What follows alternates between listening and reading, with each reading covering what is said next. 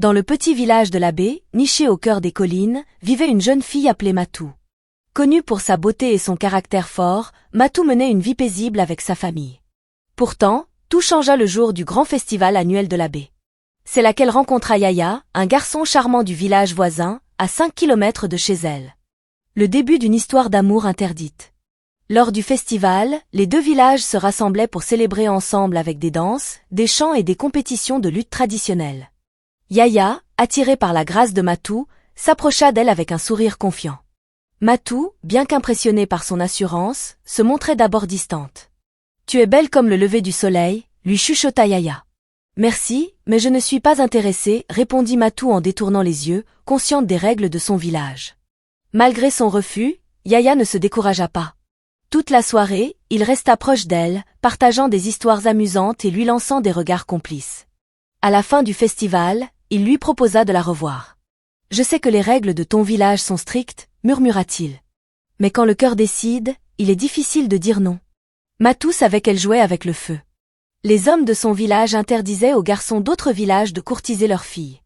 Mais quelque chose dans les yeux de Yaya l'intriguait. Une séduction insistante.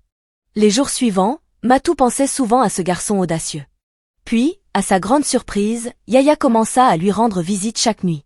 Il venait en secret, traversant la forêt sombre qui séparait leur village. Au début, Matou le repoussait. « Tu dois arrêter, Yaya.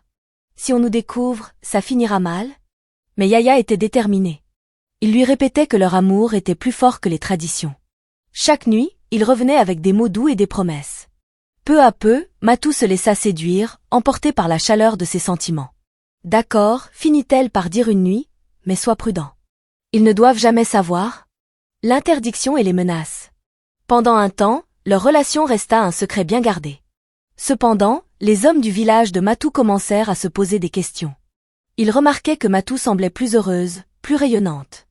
Une nuit, alors que Yaya rendait visite à sa bien-aimée, il tomba dans une embuscade.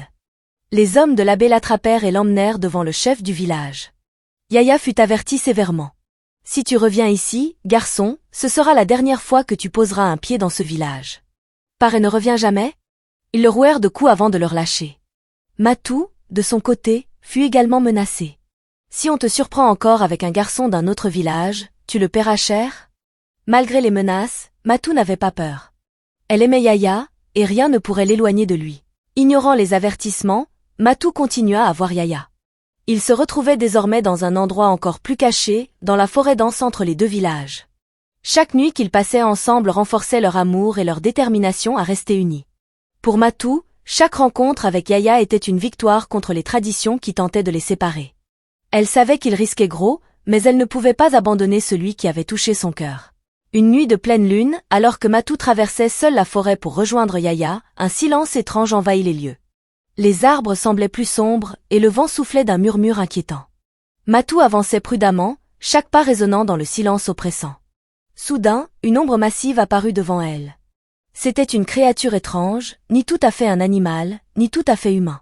Ses yeux brillaient d'un éclat surnaturel, et son souffle lourd remplissait l'air autour de Matou. Elle s'arrêta net, paralysée par la peur. La créature la fixait, immobile, comme si elle attendait quelque chose. Le cœur de Matou battait à tout rompre. Devait-elle fuir ou rester immobile? Ne manquez pas le prochain épisode pour découvrir ce qui arrive à Matou face à cette créature mystérieuse. Leur amour survivra-t-il à cette nouvelle épreuve? Abonnez-vous pour ne pas rater la suite captivante de cette histoire inoubliable.